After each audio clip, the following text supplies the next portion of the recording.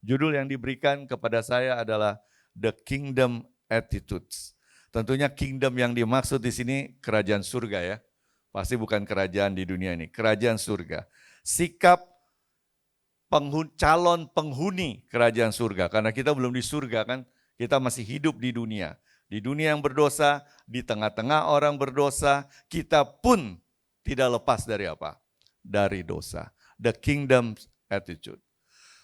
Saudara-saudaraku sekalian, ada satu kutipan dari Reinhard Hahn. Dia katakan, the kingdom of God is available to you in the here and the now. But the question is, whether you are available to the kingdom.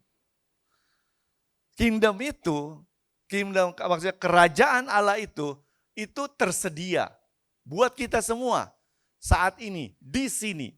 Yang menjadi pertanyaan adalah, apakah kita sebagai calon penghuninya itu bersedia untuk masuk ke dalamnya. Maka dari itu pada pagi hari ini kita akan belajar apa yang harus kita lakukan, sikap apa yang harus kita miliki, kegiatan-kegiatan apa yang harus kita lakukan agar kita pada saat nanti Yesus datang kedua kali dan kita masuk ke dalam kerajaannya, kita tidak kaget. Kenapa tidak kaget? Karena kita sudah praktekkan pada saat kita berada di dunia ini. Ada satu perumpamaan tentang perjamuan kawin. Mungkin saudara-saudaraku sekalian tahu berapa jumlah perumpamaan yang Yesus berikan saat dia berada di dunia. Karena Yesus setiap mengajar biasanya disertai dengan perumpamaan. Kalau mau dihitung, perumpamaan Tuhan Yesus itu kurang lebih yang tercatat di Injil Matius sampai Yohanes, kurang lebih ada 30 perumpamaan. Injil Matius dan Injil Lukas yang paling banyak menulis perumpamaan. Injil Yohanes yang paling sedikit, hanya 2 perumpamaan ditulis.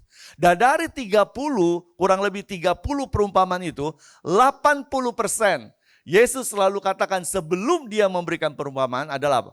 Hal kerajaan surga seperti ini. Hal kerajaan surga seperti ini. Nah, ini adalah salah satu dari perumpamaan Tuhan Yesus yang tercatat di Matius pasal 22 yang dimulai dengan kata-kata hal kerajaan surga. Seumpama seorang raja yang mengadakan apa? Perjamuan kawin untuk anaknya. Matius 22 ayat 1 sampai 14. Kita lihat.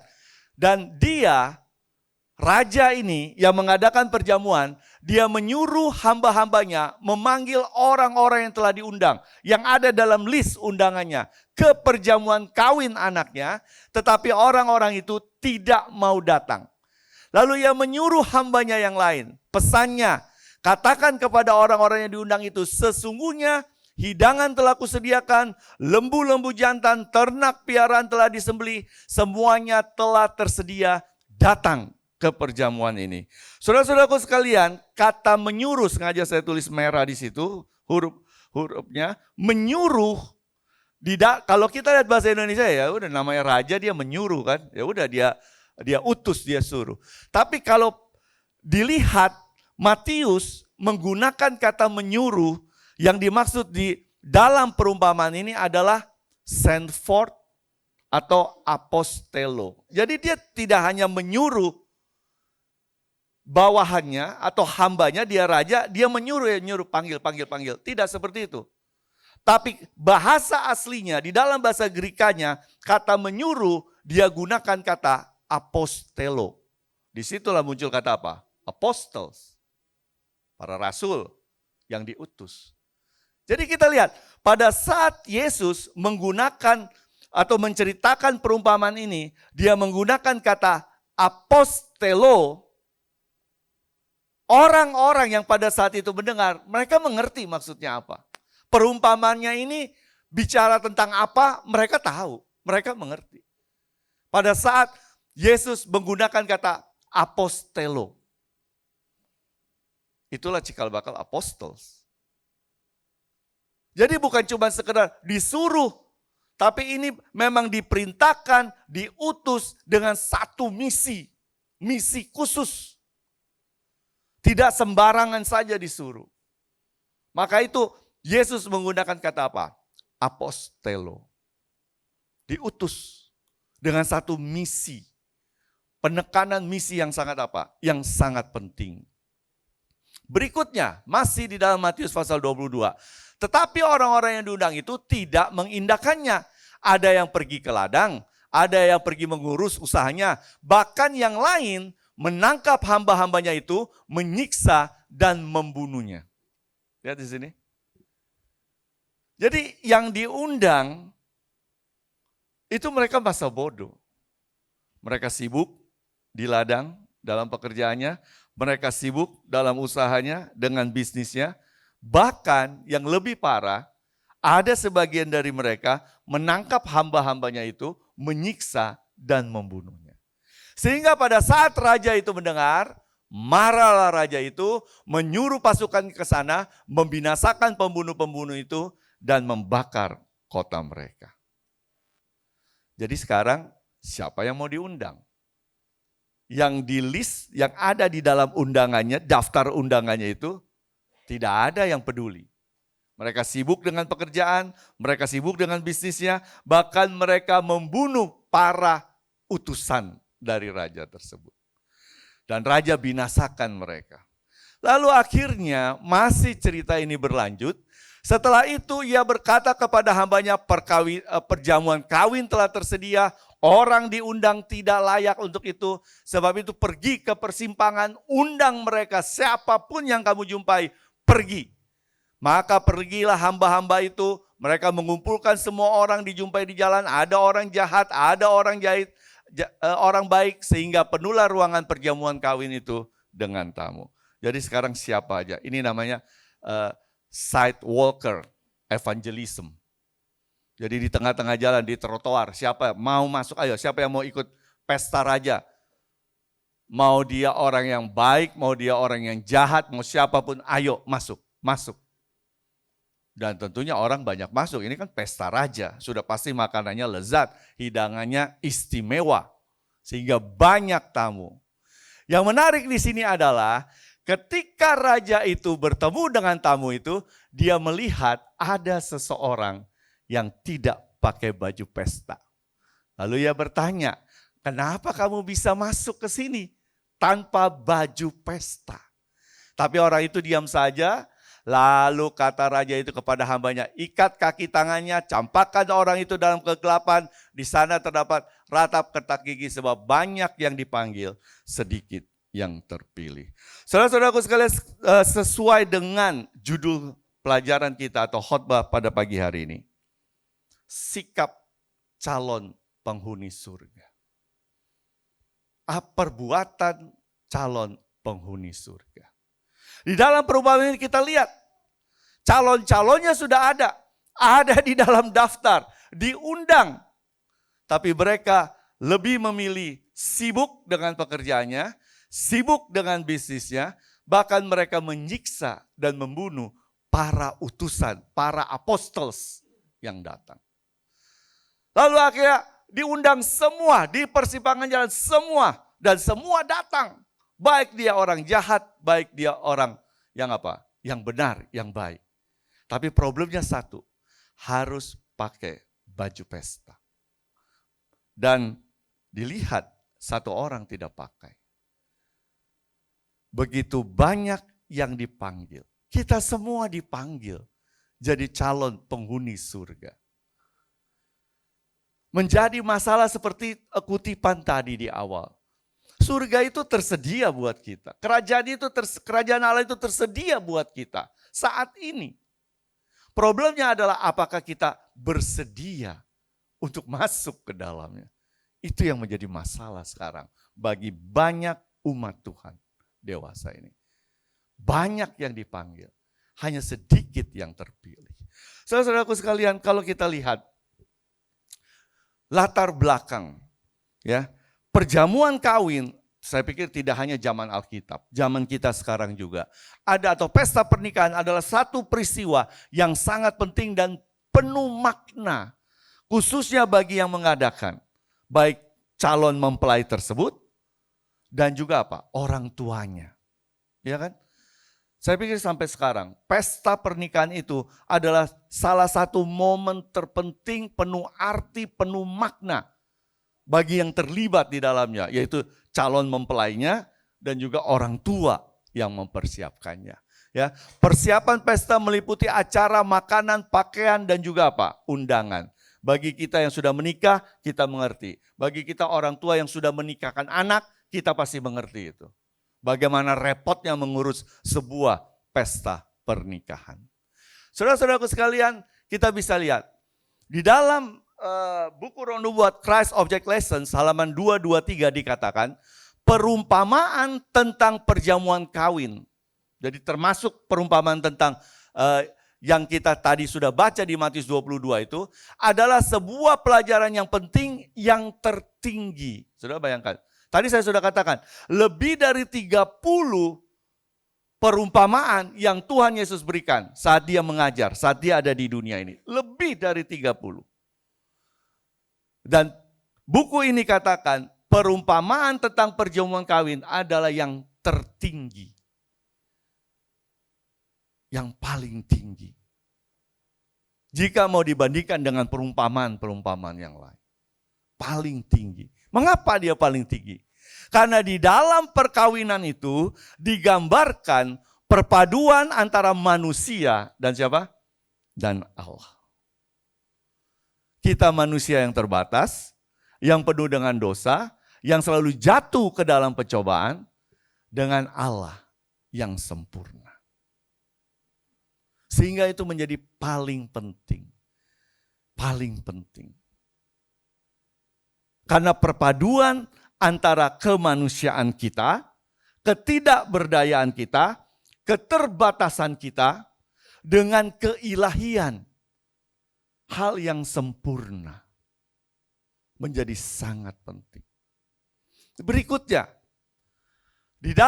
kita lihat di dalam perumpamaan itu ada beberapa tokoh. Ya, ada raja yang mengundang, dia aktif, ya kan? Aktif. Dia menyuruh, dia mengutus, dia aktif. Ada pangerannya yang menjadi calon mempelai laki-laki, dia pasif sepertinya karena dia diam aja, tidak ada dia lakukan apa-apa dalam perumpamaan ini. Lalu ada hamba yang pertama, ada 3 kloter hamba. Hamba pertama, hamba kedua, hamba ketiga, semuanya aktif. Lalu tamu yang tidak datang dan yang datang. Yang tidak datang sudah, dia aktif. Yang tidak datang aktif. Aktif ngapain? Aktif sibuk kerja, sibuk bisnis, sibuk menganiaya, bahkan membunuh. Aktif mereka yang tidak datang juga. Yang datang sudah pasti aktif. Mereka persiapkan segalanya, mereka masuk ke sana. Lalu ada tamu yang tidak mengenakan pakaian pesta. Dia itu bisa aktif, dia juga bisa pasif. Kenapa pasif? Karena nggak memenuhi syarat, main datang aja. Sudah lihat tokoh-tokoh yang ada dalam perumpamaan ini. Dan seringkali kita bertanya, kenapalah raja itu begitu kejam? Tidak pakai baju pesta, langsung dibinasakan, langsung disingkirkan. Kenapa bisa begitu kejam raja tersebut? Kita lihat masih di buku yang salah, halaman 225, di buku yang sama, dikatakan tamu-tamu yang hadir, orang-orang yang dipanggil di persimpangan jalan itu, baik orang baik, baik orang jahat, yang hadir adalah orang-orang yang mengaku menyembah Allah, tapi tidak semua orang yang mengaku menyembah Allah, yang mengaku Kristen adalah murid-murid yang benar. Enggak semua. Kita semua saya yakin pada saat kita ditanya, do you love Jesus? Yes, I do. Ya kan? Are you Christian? Yes, I am.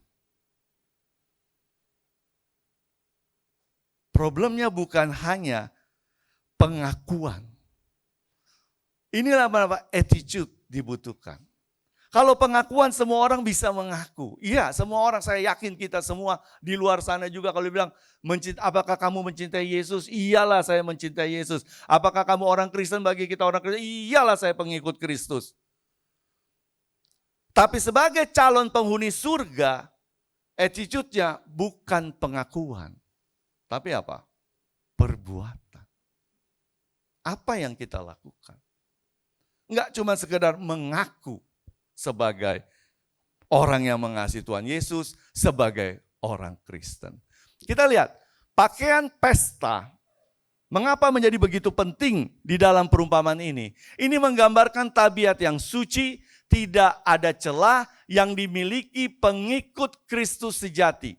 Tabiat suci adalah kebenaran Kristus yang melalui iman diberikan pada semua orang yang menerima Dia. Kita semua punya tabiat suci. Kita semua diberikan itu, pakaian pesta itu. Semua tanpa kecuali. Lihat di sini. Tidak ada yang dibilang tabiat suci hanya diberikan kepada orang yang benar. Tidak, dikatakan semua orang yang menerima Dia. Saya yakin kita semua menerima Dia sebagai juru selamat kita. Berarti pakaian pesta itu, tabiat suci itu ada untuk kita semua.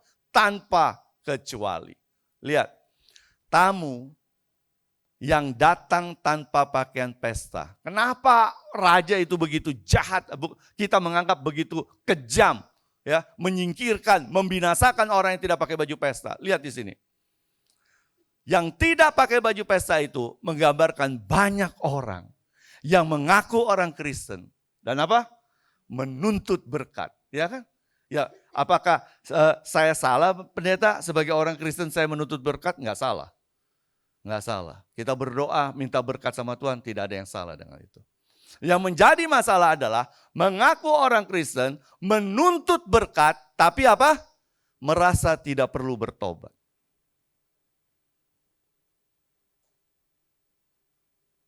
Ini yang menjadi masalah. Tidak ada yang salah dengan kita mengaku kita orang Kristen, pengikut Kristus.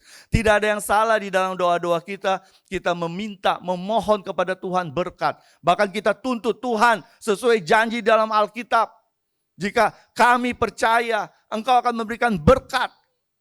Enggak ada masalah, karena memang Dia Jehovah Jireh, Allah yang menyediakan segala kebutuhan kita. Tetapi yang menjadi masalah melalui perumpamaan ini yang berkaitan dengan the kingdom's attitude adalah apa? Sudah mengaku, menuntut, tapi tidak merasa perlu bertobat. Hidup masih hidup yang lama. Ini yang menjadi masalah buat kita sebagai umat Tuhan.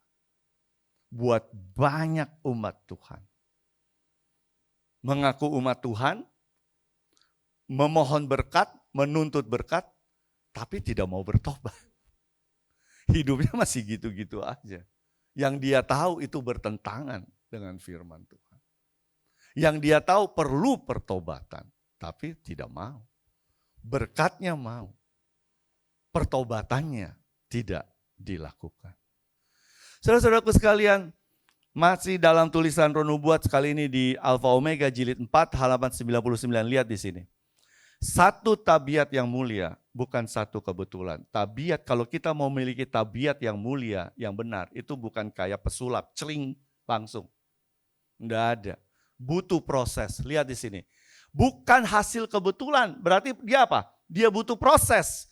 Itu bukanlah imbalan, jangan salah. Jadi jangan berpikir, oh saya banyak kasih buat pekerjaan Tuhan, oh saya banyak melayani Tuhan, tabiat saya akan menjadi baik. Enggak, itu bukan imbalan. Tabiat itu bukan imbalan karena apa yang saudara lakukan buat pekerjaan Tuhan. Apa yang saudara berikan untuk pekerjaan Tuhan. Tidak. Tabiat mulia itu bukan imbalan. Bukan imbalan. Itu butuh satu proses. Prosesnya apa? Itu adalah hasil penyangkalan diri. Tunduknya sifat yang lebih rendah daripada sifat yang lebih tinggi. Itu adalah penyerahan diri kepada pelayanan terhadap Allah dan manusia. Lihat di sini. Memiliki tabiat seperti yang dibutuhkan oleh para calon penghuni surga adalah sebuah proses. Bukan imbalan itu. Sebuah proses hasil dari penyangkalan diri. Hasil dari penyerahan diri kita khususnya dalam pelayanan kepada Tuhan Allah. Dan kepada siapa? Sesama kita manusia. Ini kingdom's attitude. Bukan cuma hasil dari apa yang kita berikan pada pekerjaan Tuhan. Apa yang kita lakukan untuk pekerjaan Tuhan. Ada sebuah proses yang harus kita lalui. Ada penyangkalan diri di situ. Ada penyerahan diri seperti lagu tadi ya, I surrender all. khususnya yang berkaitan dalam pelayanan kepada Tuhan Allah dan kepada sesama. Wahyu 16 ayat 15 Rasul Yohanes katakan apa? Lihatlah, ya, aku datang bagaikan pencuri.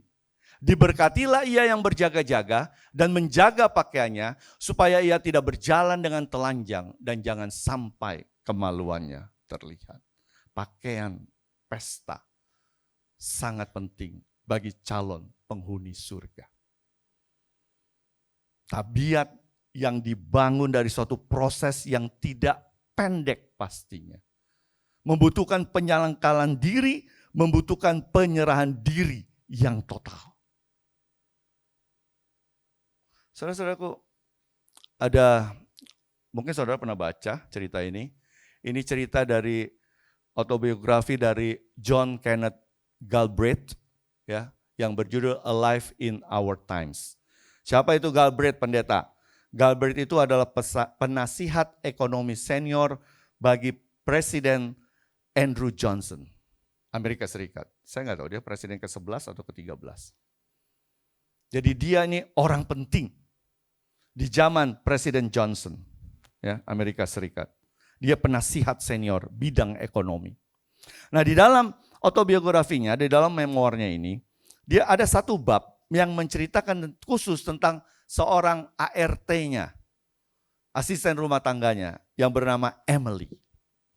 Jadi satu kali, Galbraith pulang dari pekerjaan, pulang dari kantor, dia terlihat sangat lelah sore itu. Lalu dia bilang pada Emily sebagai ART-nya, Emily, kalau ada orang yang mencari saya, ya, lewat telepon pastinya, tolong katakan saya sedang istirahat, saya tidak mau diganggu karena saya benar-benar capek hari ini, titip pesan saja lewat kamu, nanti kalau saya bangun, saya akan telepon balik. Oke, sir. Galbraith masuk kamar, dia istirahat. Gak berapa lama ada telepon masuk. Emily angkat, lalu ada suara di seberang sana katakan, halo, apakah saya bisa bicara dengan Mr. Galbraith? Oh, Emily katakan, maaf Pak, Mr. Galbraith sudah berpesan bahwa dia mau istirahat, tidak mau diganggu. Bapak titip pesan saja, nanti kalau dia bangun, saya kasih tahu. Lalu suara di sana katakan, oh enggak bisa. Saya harus bicara dengan Mr. Galbraith sekarang. Lalu Emily katakan, ya enggak bisa Pak. Mr. Galbraith sedang istirahat, dia tidak mau diganggu, titip pesan, nanti saya kasih tahu dia, nanti dia hubungi Bapak. Oh, suara di seberang sana makin meninggi sekarang.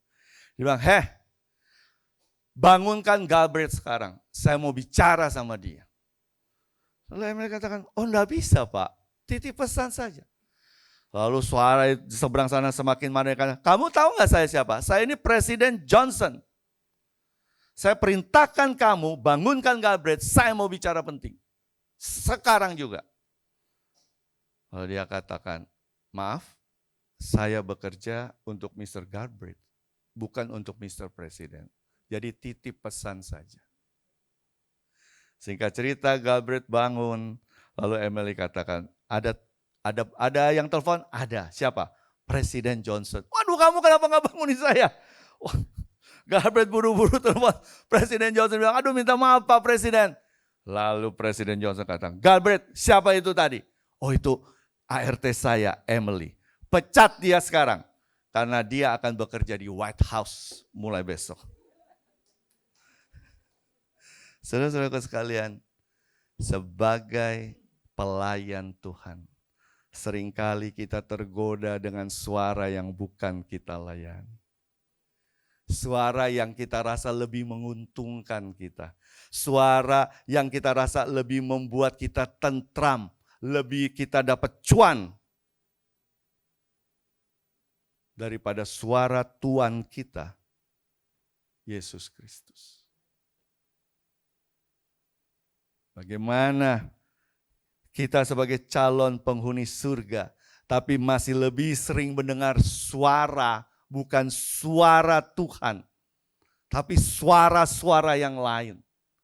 Yang kita nilai lebih menguntungkan, lebih enak ini dijalaninya, dan sebagainya.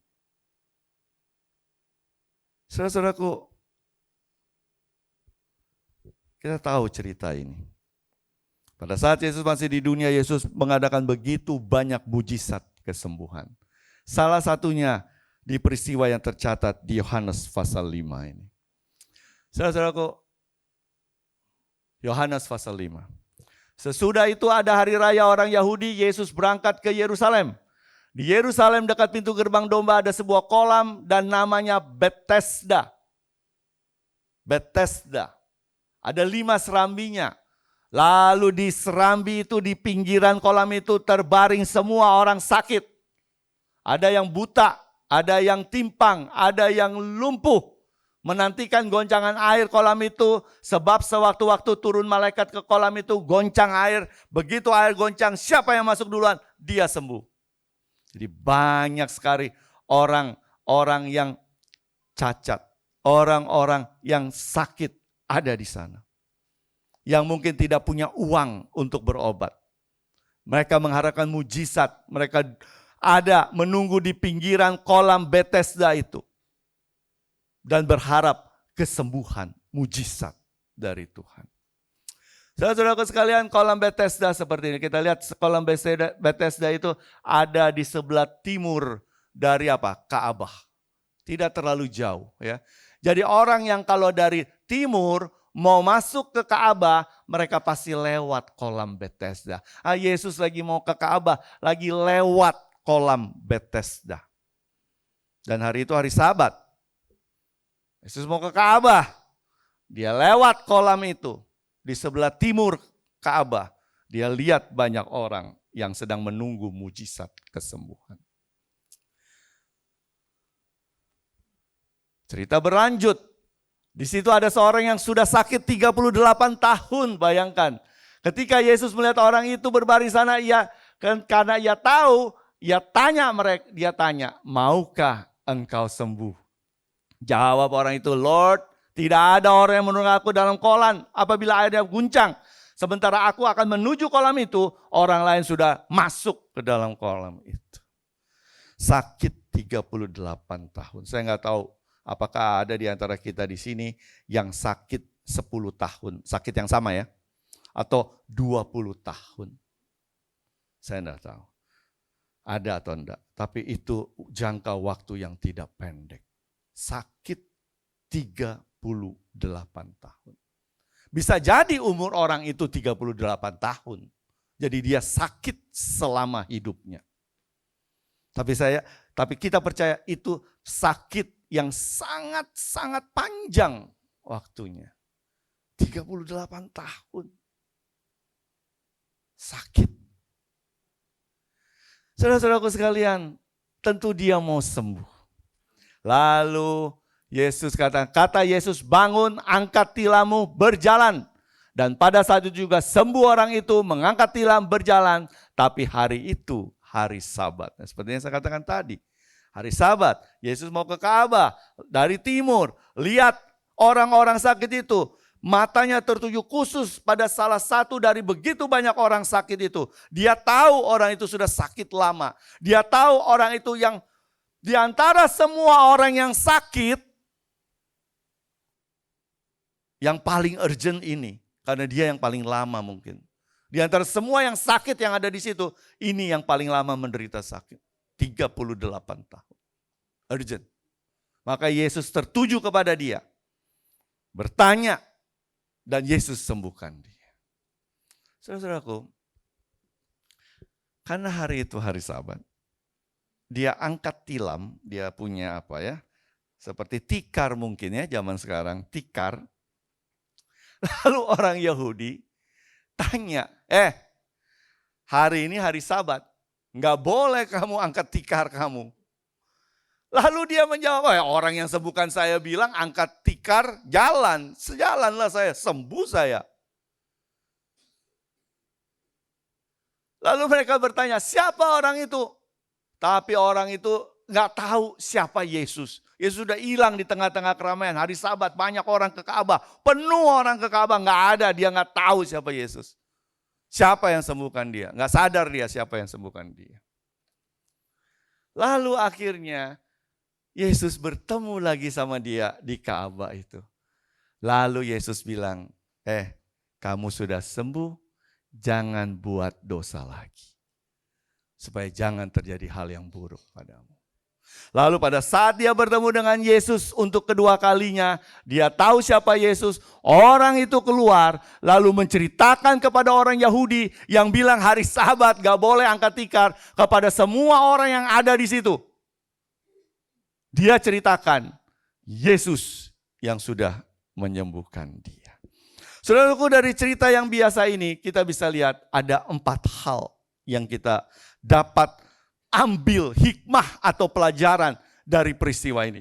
Yang pertama, orang itu decided. Dia memutuskan untuk sembuh.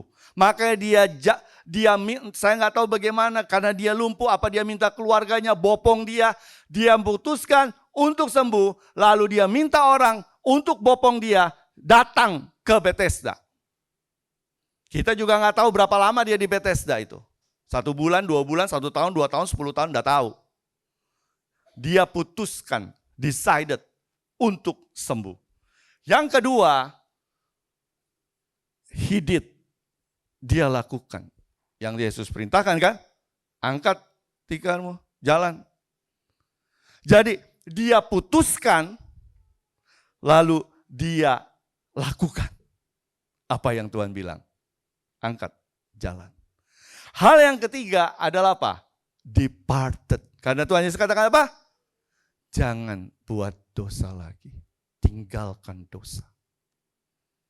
Dia sudah putuskan, dia lakukan, dan dia tinggalkan dosa. Dan yang keempat, dia apa? Dia declare. Dia bersaksi. Dia ceritakan siapa itu Yesus. Penyembuh ajaib, kasihnya luar biasa, hebat, saya harus lakukan ini. Pesannya adalah tinggalkan dosa. Dia declare. For this,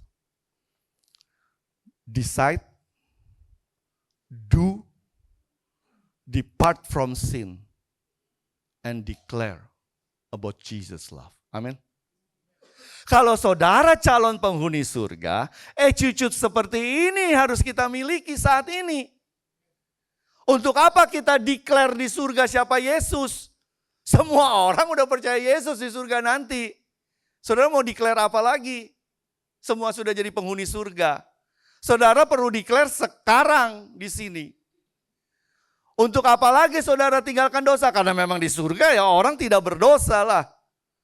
Mau tinggalin dosa apa? Di sini saudara mau lakukan pelayanan apa di sana? Ya orang bilang, oh ya kita bernyanyi apa segala macam. Tapi di sini, apakah di surga nanti baru saudara putuskan begitu sampai surga? Ya saya mau ikut Yesus selamanya. Enggak mungkin. Saudara putuskan di sini. Masa tunggu masuk surga baru saudara putuskan, saudara lakukan perintah Tuhan, baru saudara menginjil. Ngapain menginjil di surga?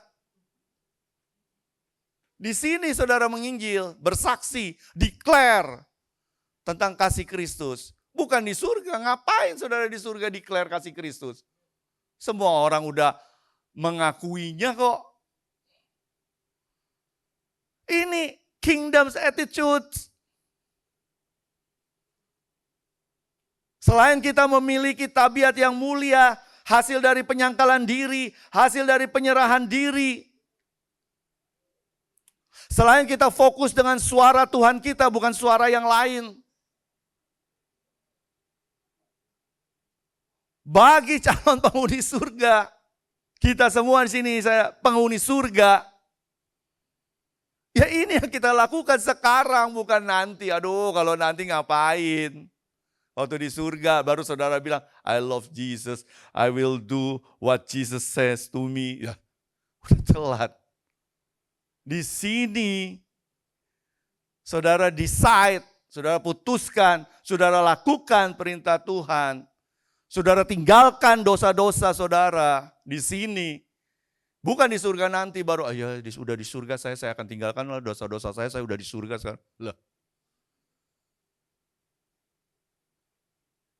Baru saudara ceritakan, declare tentang Yesus. Di sini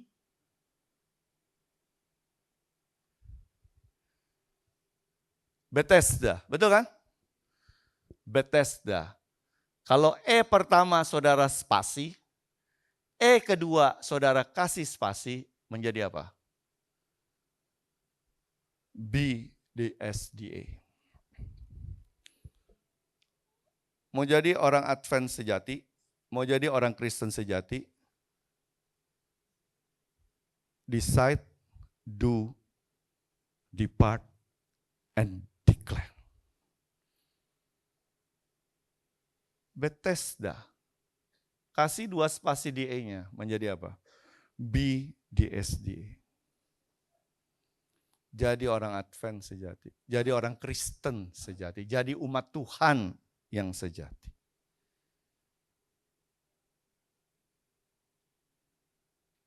Itu yang harus kita lakukan. Penyalangkalan diri, penyerahan diri, agar kita berproses memiliki tabiat seperti yang Tuhan inginkan. Kita putuskan bahwa kita mengikut Tuhan.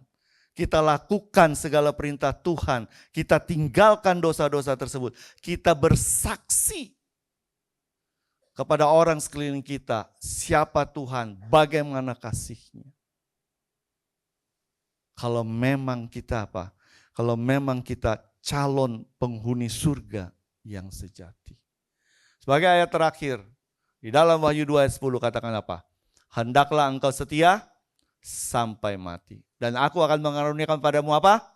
Mahkota kehidupan. Saudara-saudaraku sekalian, saya percaya semua yang hadir pada Sabat hari ini di kebaktian OCC ini adalah kita adalah umat Tuhan yang sedang berproses. Memang tidak mudah. Ada penyangkalan diri, ada penyerahan diri di situ. Tidak mudah. Tetapi jika kita serahkan sepenuhnya hidup kita pada Tuhan, kita dapat apa?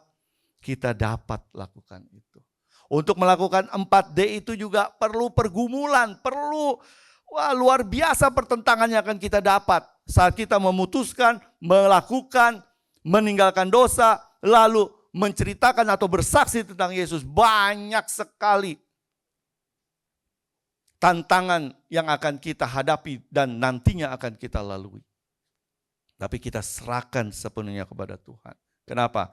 Karena kita adalah orang-orang Kristen sejati. Kita adalah umat Tuhan sejati. Dan saya percaya melalui kasih kuasa Tuhan, kita akan setia sampai Yesus datang kedua kali.